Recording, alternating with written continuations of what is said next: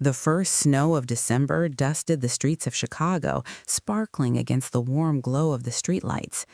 I stood by the kitchen window in our Lincoln Park apartment, sipping my lukewarm coffee, trying to shake off the unease that had settled in my chest. The air smelled faintly of pine from our Christmas tree, still undecorated because I just hadn't felt like it. I had always loved December, the lights, the music, the hope, but this year it felt hollow. Something was off. My husband, Mark, had been distant for weeks. He smiled when he had to, kissed me good morning, but his eyes never reached mine. And then I saw it. A crisp white envelope edged with blue, sitting neatly on the kitchen table, almost mocking me with its stillness. My fingers trembled as I reached for it. Divorce papers. Not a discussion or a talk, but papers, ready to be signed. My mind spun. How long had this been happening? Was I not enough? Did he even love me anymore? I remember flipping the envelope over in my hands, my pulse echoing in my ears. The handwriting was mine, but the words weren't. For your signature, let's make it official. I sank into the chair, staring at the papers like they were radioactive. The room around me, the small kitchen with the coffee stains on the counter, the half-empty cookie jar from Halloween, the old wooden table we had bought together, felt like a museum of memories I wasn't allowed to touch anymore. Mark appeared in the doorway. His face, usually calm and steady, seemed drawn. There was a shadow under his eyes, the kind you get when you've been fighting an invisible battle alone. He started. He hesitated, and my heart clenched not from anger, but from the raw, unspoken truth in his voice. "Mark," I said, trying to keep my voice even, "what is this?" He looked away. "I didn't want you to find out this way." I laughed, though it was bitter, sharp. Find out this way? Mark, these are divorce papers. How much clearer do you want to make it? He swallowed. It's not what you think. That's when I noticed the trembling in his hands, the way his jaw tightened. I had never seen Mark like this, never vulnerable, never scared. And yet here he was, standing in the cold light of our kitchen, a man crumbling silently. I wanted to hate him. I wanted to scream, throw the papers across the room, demand answers. But something stopped me. Something in his eyes told me there was a story I didn't know, a reason. And that was the hook, the invisible thread that would pull me forward into something I wasn't ready for. "Please," he whispered, "just let me explain. I didn't want to hurt you." I sat there, the papers untouched, my mind a whirlwind of fear, confusion, and aching curiosity. The snow fell harder outside, and I realized that this December would change everything for us, for our family, for the love I thought I knew. And as I looked at him, standing there silently, I knew one thing. I had to uncover the truth, no matter what it cost. If you want to see what happens next, why Mark is acting like this, and whether our marriage can survive, I promise you the next part will leave you speechless. Don't forget to subscribe so you won't miss a single moment of this emotional journey. What I discovered that night made my heart stop, and the truth about Mark's distance was far darker than I ever imagined. The next morning, Chicago's wind howled against the windows of our Lincoln Park apartment. I sat on the edge of our bed, staring at the gray sky, my mind replaying the scene from the kitchen. Divorce papers, Mark's trembling hands, the shadow in his eyes. My heart still ached, but it wasn't just for me. It was for him, for us, for everything we had built together. Mark moved through the apartment like a ghost, avoiding my gaze. His usual morning coffee routine was absent, replaced with silence and hurried movements. The apartment, normally filled with warmth, smelled faintly of anxiety and burnt toast. I tried to talk to him during breakfast. "Mark, we need to discuss this," I said, my voice steady but low. I didn't want to shout. I needed him to hear me. I needed him to open up. He shrugged, barely looking at me. "I'm busy," he mumbled, stacking dirty dishes in the sink. His avoidance was palpable, and it cut deeper than the words on the divorce papers. I took a deep breath, refusing to back down. "Busy? Mark, this isn't about your work or the conference tomorrow. This is about us, our marriage, our life, everything we promised each other." He froze. For a brief second, I saw the man I had married, the one who had held me through tears, celebrated my victories, and whispered promises in the dark. But it was fleeting. The distance returned, like a wall rising between us. "You wouldn't understand," he said, finally turning to me, his voice tight.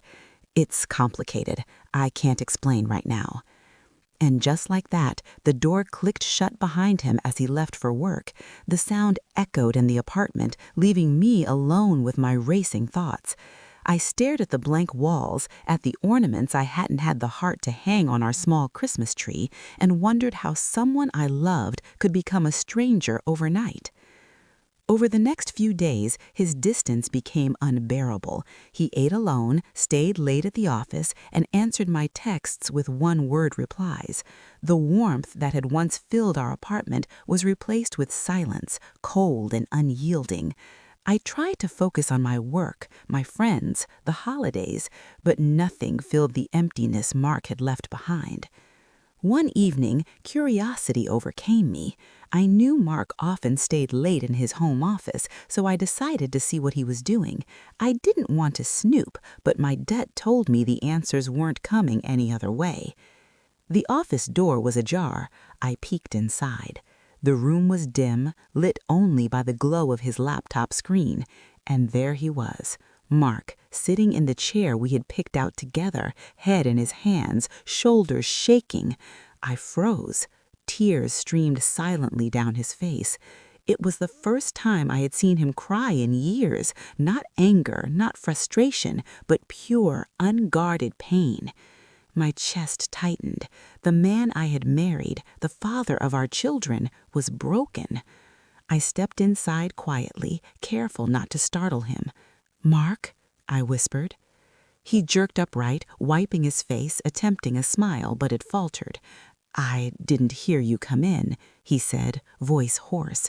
I sat across from him, watching the tension in his body, the guilt in his eyes. "Talk to me," I said softly. "Please." For a long moment he said nothing. Then, slowly, he began. "It's the company," he admitted, voice low. "I made some bad investments. The losses, they're massive, and I didn't want you to know. I thought I could fix it before it got to this point." I listened, heart hammering, as he confessed everything, the financial mistakes, the stress, the shame. The weight he had carried in silence had built a wall between us, one that even the divorce papers couldn't explain. I reached for his hand, feeling the warmth return, just a little. "Mark, why didn't you tell me? We're a team. We promised we'd face things together." He swallowed hard. "I was scared of letting you down, scared of losing you." I squeezed his hand, feeling the warmth return, just a little. "You're not alone. We'll get through this, together." He looked up, eyes glistening, and for the first time in days, I saw hope flicker behind the pain. But there were still questions, so many questions, and I knew the road ahead would be difficult. That night, as we sat side by side, the city lights of Chicago twinkling through the windows, I realized that distance didn't mean the love was gone. It meant it had been buried under fear and silence, and now it was time to dig it up. If you want to see whether Mark can truly open up and how our marriage faces the storm, the next part will reveal the secrets he's been hiding. Subscribe now and join me on this emotional journey. What he told me next made me question everything I believed about our marriage, and the truth wasn't what I expected. The city skyline glowed through the foggy window of our apartment on Peachtree Street, the orange streetlights casting long shadows across the hardwood floor. I had stayed late at the office that night, but something made me stop on the landing. There he was, my husband, sitting alone in the living room, shoulders slumped, head in his hands. I hadn't seen him like this in years. For months, he'd been distant, a ghost in our own home. The laughter we once shared had faded into polite nods and short conversations about bills and groceries.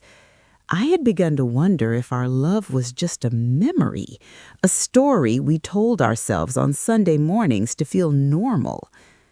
Tonight, I realized that maybe he was carrying a burden heavier than I could imagine. I stayed on the stairs, careful not to make a sound. The soft hum of the refrigerator was the only thing breaking the silence. "Are you okay?" I finally whispered, my voice trembling more than I wanted. He didn't lift his head. I don't know how to fix this," he said, voice cracking.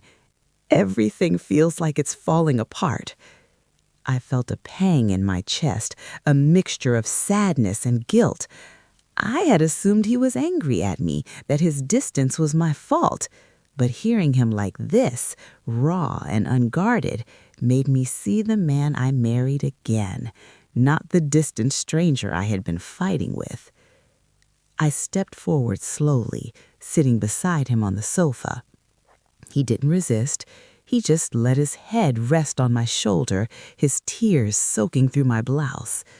The warmth of him reminded me of the first winter we had spent together in Atlanta, curled up in that tiny apartment with nothing but blankets and dreams.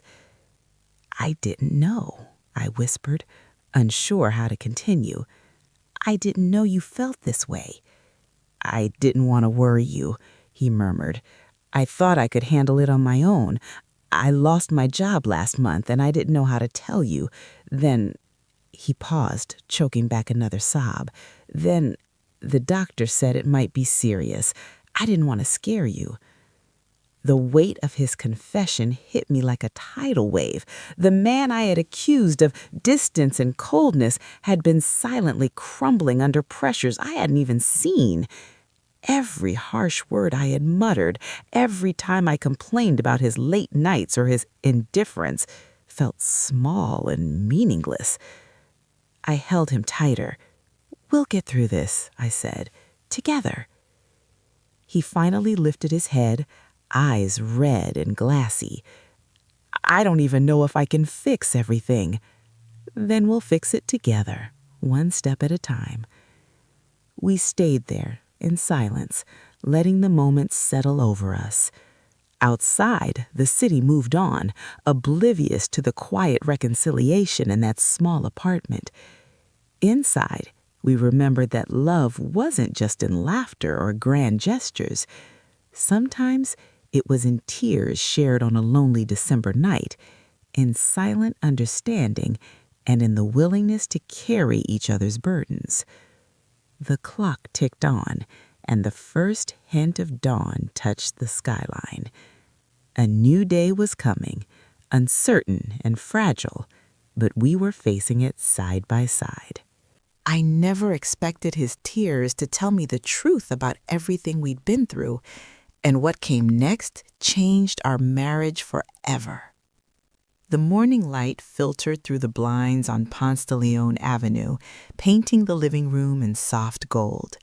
The city was waking up, the distant hum of traffic mixing with the occasional honk. I stayed in the kitchen, making coffee, but my mind was elsewhere, replaying last night's revelation. He had been carrying so much: job loss, health concerns, the fear of losing me, of letting our family unravel. And I had been blind, thinking his distance was about me, not the storms he was weathering alone. I heard him in the bedroom, the soft click of the door as he emerged from the shower. The air smelled faintly of cedar and soap. His hair was damp, eyes still puffy from the tears. For the first time in months, I saw him completely unguarded, vulnerable, human. "I've been meaning to tell you something else," he said, voice low, "about why I've been so withdrawn, about everything." I put the coffee on the counter, heart hammering. "What is it?" He took a deep breath. "The company, it's in trouble. Not just my position, the whole firm. I tried to shield you from it. And then there's the medical tests." His hand shook slightly as he ran them through his damp hair. "I thought I could handle it alone, but I can't." I reached out, touching his arm. "You don't have to handle anything alone. Not ever." He shook his head, tears brimming again. "I was scared that you'd hate me if you knew how weak I felt." I laughed softly, a sound tinged with relief and affection. "I could never hate you. Weakness doesn't make you less, it makes you human, and we'll face it together, every step." He smiled faintly, a mixture of gratitude and sorrow. "Thank you for not giving up on us." We sat at the small dining table, sipping coffee, watching the city stir below. For the first time in months, the distance between us seemed to shrink, replaced by something fragile but real: hope. I realized that marriage isn't about perfection. It's about showing up when the world feels unbearable, about understanding the unspoken, about holding each other when words aren't enough. Later that day, I found myself walking the streets near the Midtown Park, thinking about the coming days. How would we rebuild? How would we communicate, really communicate, instead of letting silence fester? But for now, I let myself feel the warmth of this morning, of knowing he was still beside me, that our bond had endured more than I had imagined.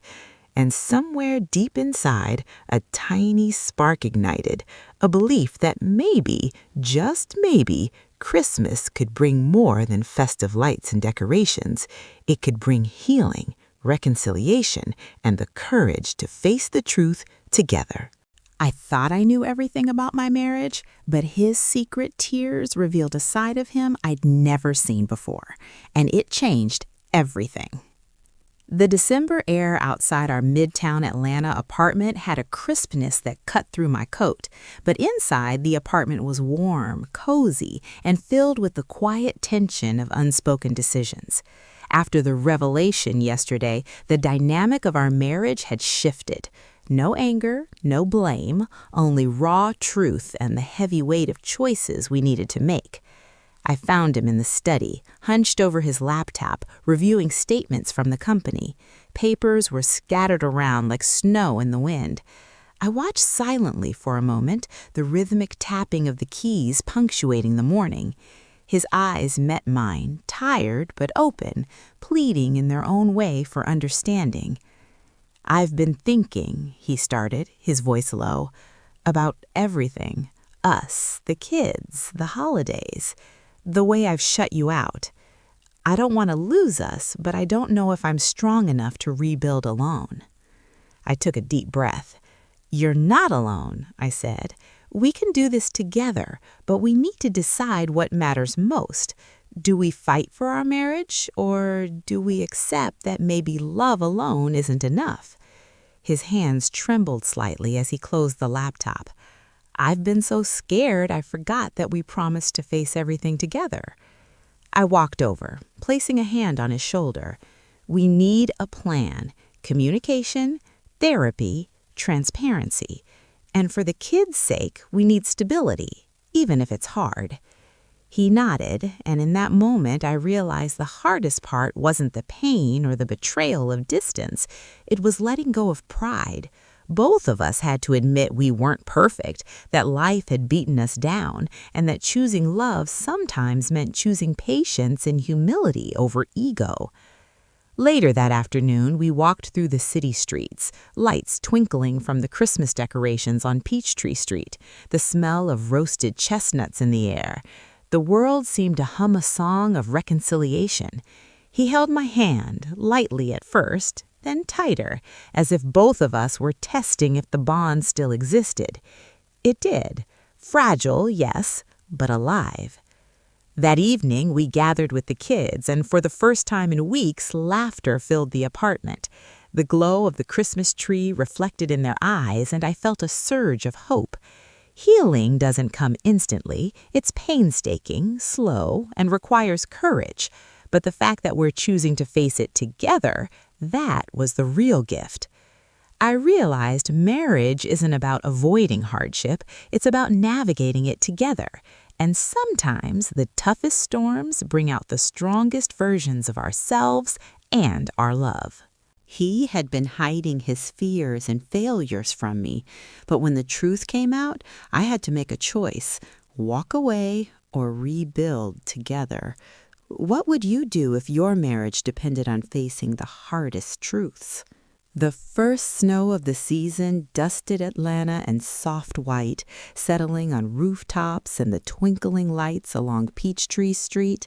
Inside our apartment, the scent of cinnamon and pine filled the air. It was Christmas Eve, but this year felt different. There was a quiet optimism, a fragile but growing sense of hope that we had never felt in the chaos of the past months. I watched him in the kitchen, carefully wrapping presents with the kids. His movements were deliberate, patient.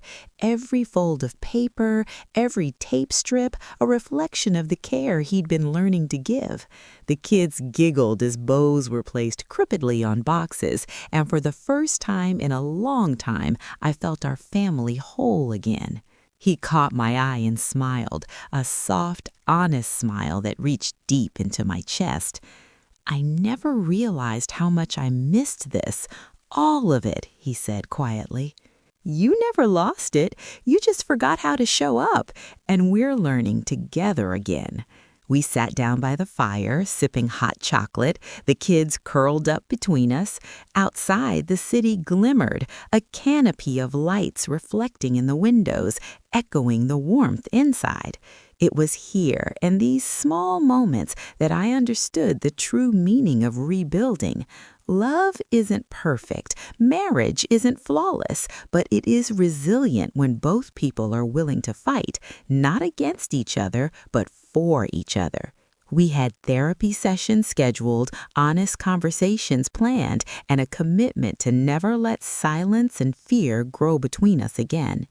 The ghosts of past mistakes lingered, yes, but instead of haunting us, they served as lessons that taught patience, empathy, and the importance of never taking love for granted. As the night deepened, he held my hand, whispering, I promise, from now on, we face everything together. The kids snuggled against us, the soft hum of Christmas music in the background. Outside, the snow continued to fall, pure and silent, covering the world in a blanket of possibilities. In that moment, I realized that healing isn't about erasing the past. It's about embracing the future, however uncertain, with courage, love, and trust. Our marriage was no longer just a bond. It was a testament to endurance, forgiveness, and the quiet power of choosing each other every single day. After months of silence, fear, and uncertainty, we found our way back.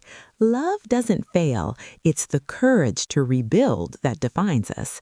How far would you go to save what you love?